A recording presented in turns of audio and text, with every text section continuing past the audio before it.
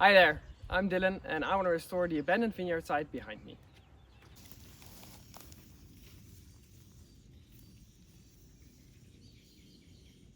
And if you're thinking, well, I don't see a vineyard behind you, you would be correct. It used to be a vineyard about 100 years ago, at least we're told so by the locals. And there's a lot of vineyards around. You can see one right there and all around the hills in the background, but not here anymore. This is a very steep hillside, and after it was a vineyard, it had been planted with hazels for hazelnut production, which is also quite common in the area here.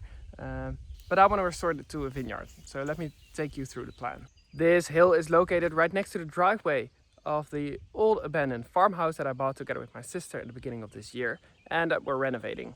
But besides renovating the house itself, we're also bringing back the landscape to its former glory. The renovation process you can follow on my sister's channel, which will be linked down below. But on this channel, I'll take you through the gardening plans and landscaping, along with food and wine. And I mean, come on, if I'm talking about both gardening and wine, then I think a vineyard has to be part of the plan, right?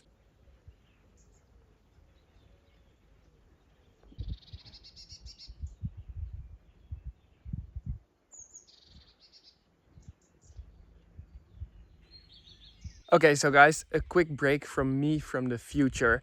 If you're wondering why the rest of the video looks quite dull, that's simply because the growing season hadn't started back then, because it was pre-recorded. I recorded the rest of the video back in February before I left for work in the Netherlands, so it looks quite different. And as you can see now, the growing season has now gone ahead fully. It's in full swing. Vineyards look alive and thriving. Still the vineyard from the neighbor, I'm sorry, we're not that far into the future yet. But it's a bit of a different view now. So if you're wondering why it didn't look like this in the rest of the video, that's why. Vineyard plans didn't really change that much, so I'm going ahead and posting this video anyway now, since the plans are still plans. Still a lot of things need to happen. It's still a bush over there where our vineyard is supposed to be eventually.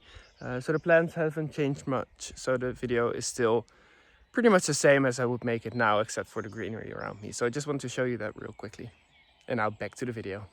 And currently the hill that's supposed to be our vineyard at some point in the future is one big thriving jungle. And when I say thriving, it's honestly mostly just the brambles and of course some of the old hazel trees that aren't really producing anymore. But it's mostly just brambles. It's even killing this cherry tree, which is very unfortunate. And now really back to the video. It's getting very hot. In the world of wine, people often talk about terroir, which is a French phrase, and it sort of means the influence a place has on the style of the final wine. And there are here a few important factors to note. First off, the gradient of the hillside. It's quite steep with 40%. It's quite a bit more steep than a lot of the vineyards around in the area. So we're in Piemonte, and most vineyards here are planted to a slope of maximum 30 degrees, just like the vineyard you can see from the neighbor behind me. That's around 20 to 25% gradient. Secondly, the sun exposure. The hill faces east, which is quite important. You get a lot of sunshine in the morning, but not so much in the afternoon. And the intensity of the sunshine being in the morning makes it a bit of a cooler site. But sunshine in the morning gets rid of dew and mist and humidity at the start of the day. This helps reduce fungal infection, so that's helpful. Thirdly is the soil type, which is also quite important. Here we are on a sort of marly loam mix, so it's sort of in between clay, chalk and sand. And the chalk content is quite high, which helps retain acidity in grape growing, so that's quite helpful. Lastly, it's the height. We are located at around 350 to 400 meters, depending on where you are on the property. And that's quite a nice height for cool nights, but warm days.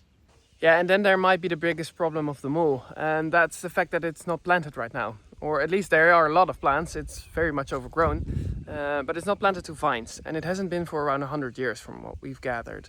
At some point it got replanted to hazelnut production, which is quite common in the area, and there's a lot of the old hazel trees left over, growing in amongst all the other shrubs and little trees. So first we'll need to get rid of those, and that's quite a challenge, but we'll cross that bridge when we come to it.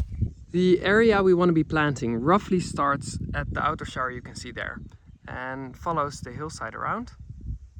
We want to make a stairway in between here going down, and then the other row starting from there up until the vineyard of the neighbor. This gives us 2 blocks of roughly 12 meters each, and the hillside goes down for about 10 to 12 meters also. So quite a big area to be planted. Let me sit down while I explain the plan in more detail. The plan was never a commercial vineyard, still isn't.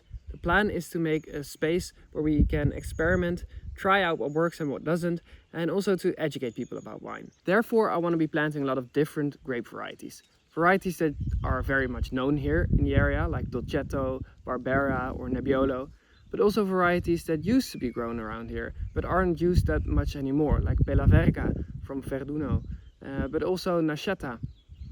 There's also varieties that aren't actually from here, but tend to do well, and I want to experiment with those, like Chardonnay and Pinot Noir from Burgundy originally. All of that makes for a vineyard to be experienced, to learn about. We're only gonna be planting up to 300 vines anyway, so it would never be a big production. Probably only about 1 barrel if all put together.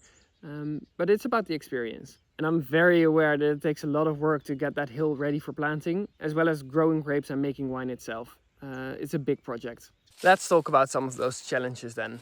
The area hasn't been planted, I talked about that already. It takes a lot of work to get all the trees gone, where there are trees now, but also to get the roots out of the way. That will be a big job, and probably a costly one as well. And then of course there's the subject of getting the planting material itself. Since I'm looking for very specific varieties, that's more challenging. However, I did find a few growers that offer some of the varieties that I'm after, so I think that'll be alright. And then there's the hillside being so steep. It requires terracing, and that means lots and lots of shoveling. I don't think it requires retaining walls, so that's helpful, but it still means lots of shoveling. And ideally you do this with a machine, but also since the hillside is so steep, that becomes more difficult and more expensive. So for now, I am naive enough to think I'll be doing that on my own with a shovel in my hand until I decide that that's not doable. But for now, I choose to be naive enough.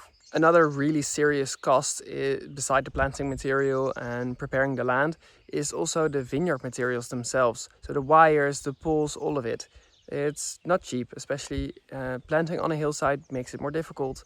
And then there's also the fact that working a vineyard takes experience and practice, and I have some, but not that much. I actually used to work at a vineyard in the Netherlands, if you believe it. When I'm back there, I'll show you some clips probably of what that looks like. But there are vineyards in the Netherlands now. So here are some of the videos I took when I was back there a few weeks ago to taste the wines together with the winemakers. And you know who also lives here? It's the pigs that we used to have in the Netherlands when we lived there. They moved to the vineyard and I still see them every now and again.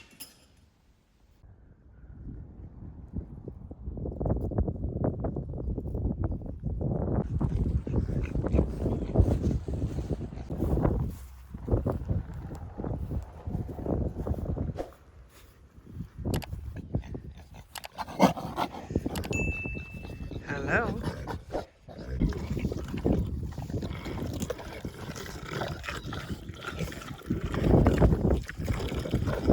Actually, back in the Netherlands, I also planted a few vines to experience making wine and the whole growing of grapes. However, I never really got to experience that much there because the vines were still growing up. I planted them 3 years ago now, and this will be the first year they were starting to deliver some real fruit. So it's a shame because I don't get to use that experience here. However, I can plant some new vines and experience it then. And then there's the 3-year waiting period until you can harvest for the first time after planting. That's right, it takes a long while for these plants to grow up. And then there's the maintenance, a lot of pruning, a lot of spraying. We want to try and grow organically, so not use anything that isn't from nature itself, but we'll have to see about that. Are the fungal infections becoming too much? Then I suppose we'll have to seek other means For now, we're open to anything, and that's the beauty of it. It's about the process of trying to figure out what works best in our conditions. I'm really excited for this challenge, and don't expect anything happening too soon. I think we're going to be planting hopefully next spring around this time, but you never know. There's a lot that needs to happen before that time, but I'll keep you guys updated. Thank you for watching the video. I hope you enjoyed it. Please click subscribe if you want to see future videos like these. And I'd say, let's pour a nice glass of wine for today. You deserved it, maybe unless it's the morning. And I hope to see you in the next video. Bye bye.